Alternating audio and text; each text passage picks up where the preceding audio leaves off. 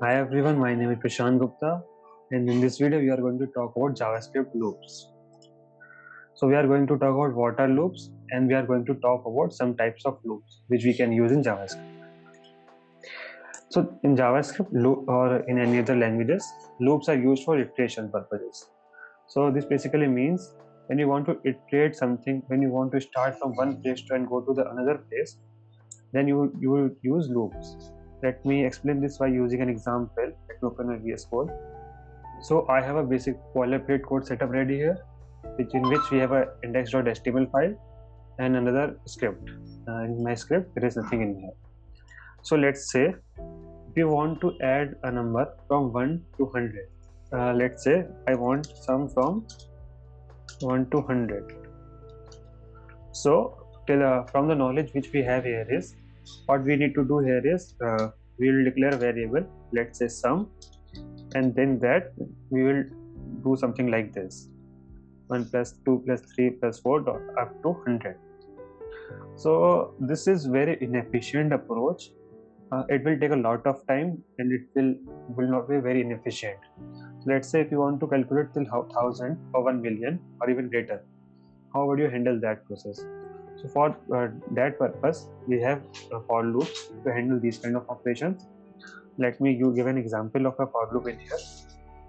So with the help of for loop, we will start from 1. We will add some condition. We will talk about the conditions in here, but we will add some condition which will go automatically till 100, and we can calculate our sum by that process. Yes. So now, before coming to the conditions and all, let's talk about syntax. Let me write a basic for loop in here for you. Then we will talk about the syntaxes in here.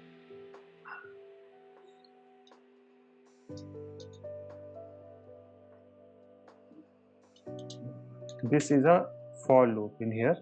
So basically, I have written there are 3 things in it. This loop, this kind of for loops start with a for. Now, let me write what everything means in here. So first one is initializer. That means that from where you want to initialize your. In our case, let's say if you want a sum from 1 to 100, we will start our I, that is our variable I, from 1. Now, once initialization or initializer has been done, we will talk about to how much we want to calculate, basically the limit. So in our case, we want to calculate till 100. So in that, we will talk about limit in that case. So we have mentioned I should be less than 100. Basically, it means that whenever I value of I goes above the 100, this for loop will be terminated. And the last one here is takes the third value of increment or decrement. Basically, it means that on each loop, we are talking about loop in here. So it will keep on going until it got terminated by the limiter conditions. So this means that until unless it got basically value of 5 go to 100, till unless it will keep on incrementing.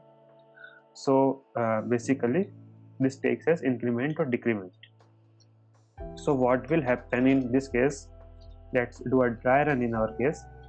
So I will start from 0, then it will check.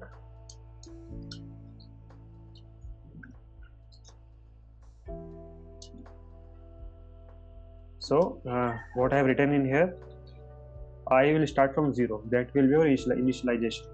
Then after that, it will check if it is less than 100 or not. It will check our limit.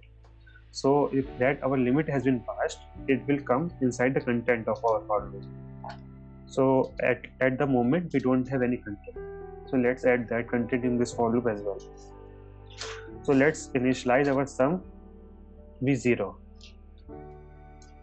Let's say our initial sum is 0 in this case.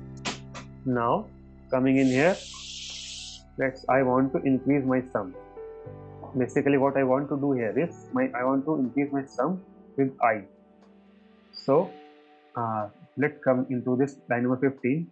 Our content is sum is equal to sum plus I. So what will happen inside the content part is, initially my sum is 0. Now my I has been initialized to 1, let me correct this here. I will mistakenly write it down 0. So initially my sum is 0. Now coming since my I has been initialized, coming to line number 8, now sum will be sum plus I. That means that 0 plus 1. That means that my sum is now 1. Basically, let me use the arrow representation in here. My sum is now 1. Now it will increment the value of I after this.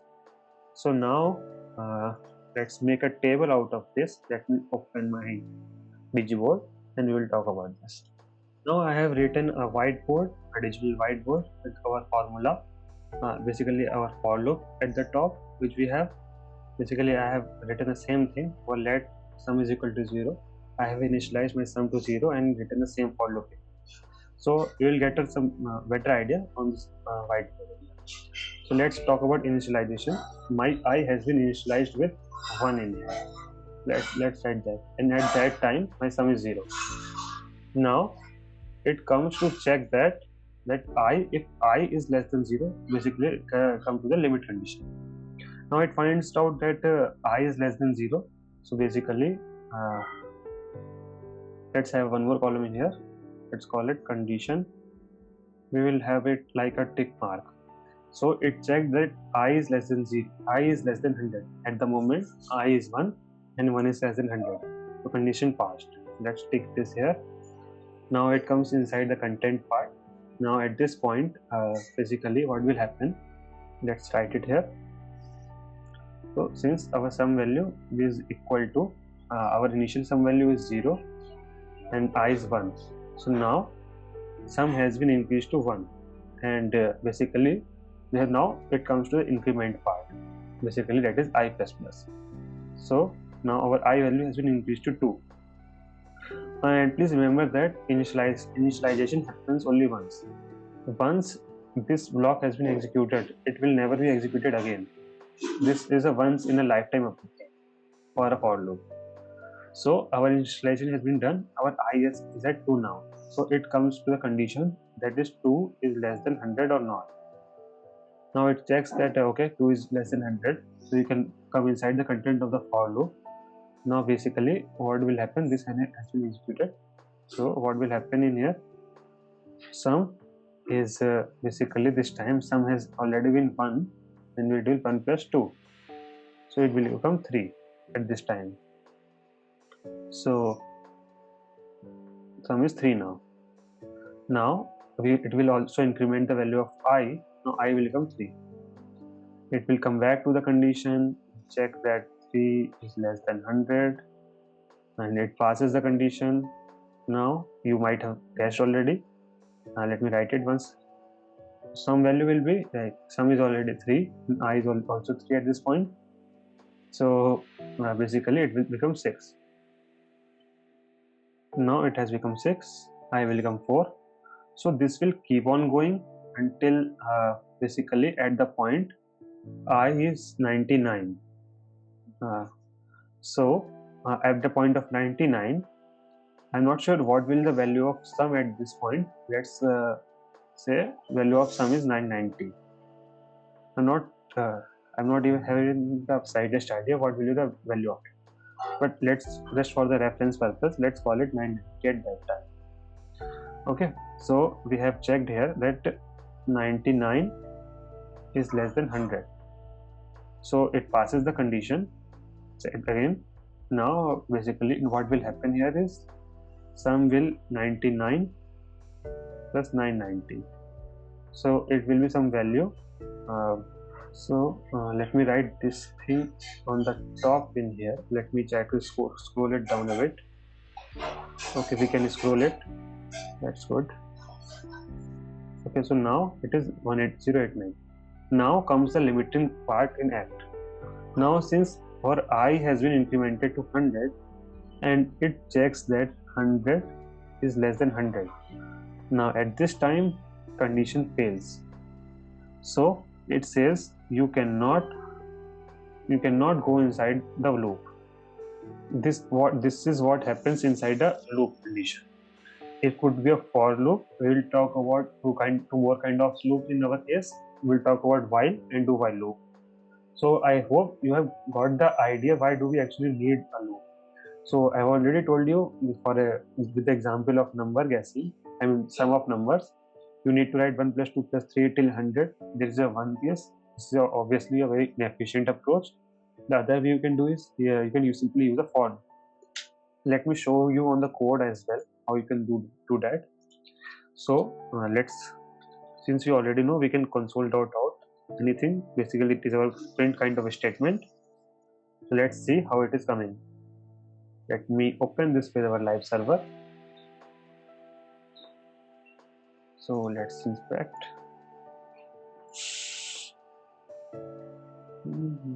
As you can see, a sum of 100 is coming up here.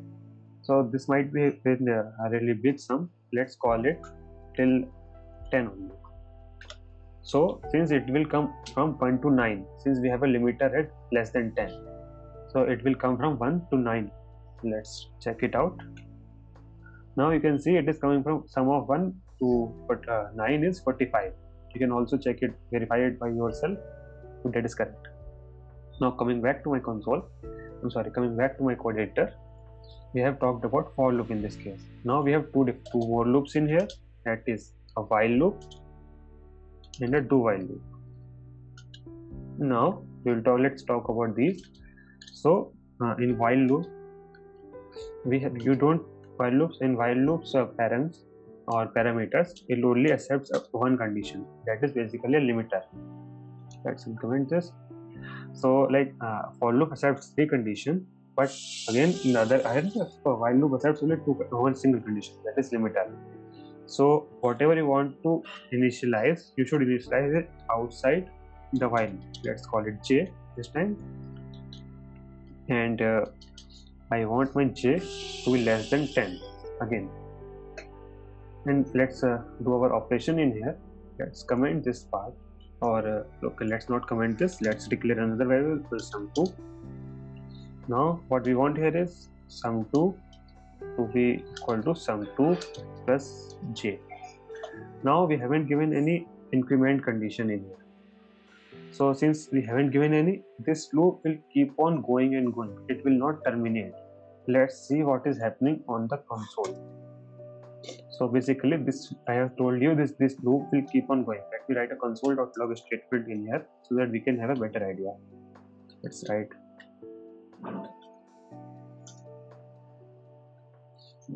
okay. Now coming back to our console, let's refresh. Okay, it is not even refreshing now. Let me cancel that.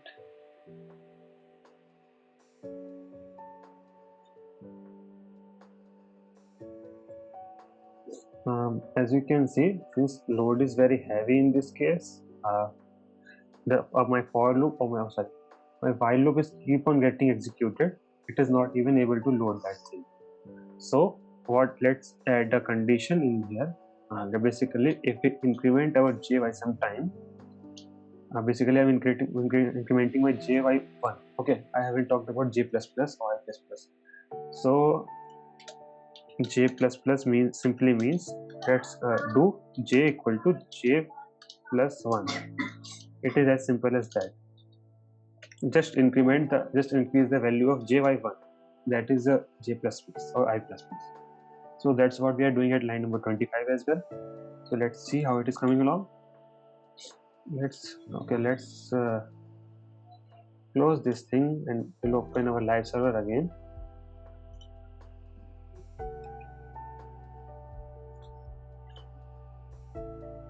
Let me inspect. Coming to the console. So as you can see, while loop has been executed 9 times. You can see 9 here as well. So it says that while loop has been executed 9 times. So let's print the value of our sum2 as well.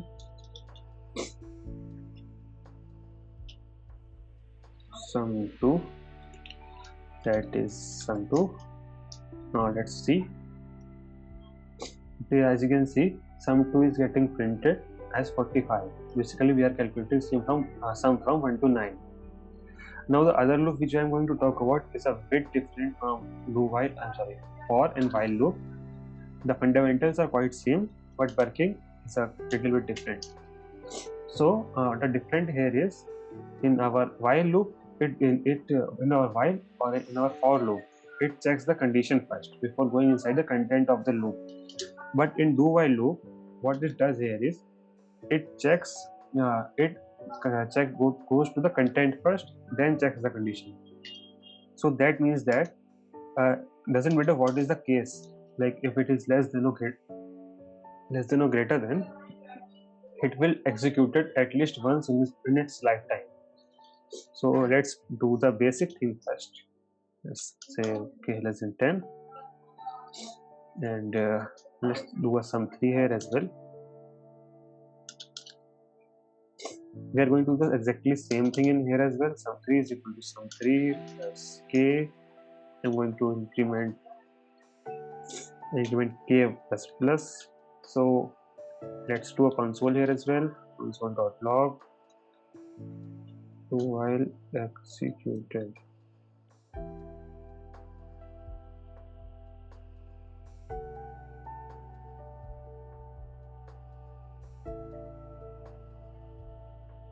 Let's wait for a moment, or if it is not working, I will.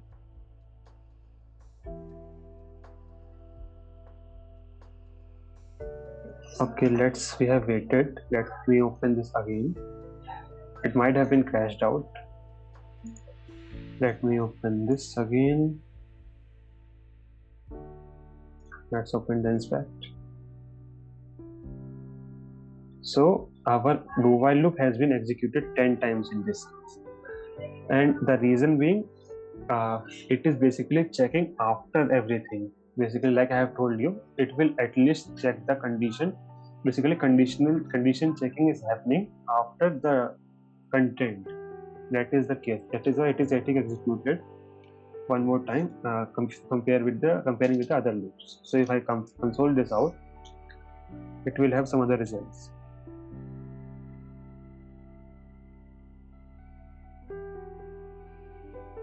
Okay, the results are quite same, but the reason being it is getting terminated at the time, but it is able to run itself one more time. Okay, I have actually invoked it as 1. So this is giving us the same results. Let's tweak it a little bit. So let's say if our k is less than 1. So let's do this in this case as well. So we will see the difference. So let's analyze them first, then we will go to console. So what will happen in this while loop is it will check the condition first, and since my value of j is not less than 1, it will not be able to go inside this. But in our do while loop, it goes in the content first and then checks the condition. So it will at least go inside the do while loop content at least once. So basically verify our results. We can say that line number 20, while loop executed will not be printed on our console even once, but do while executed will be printed at least once in our console. Now let's go back to our console and see.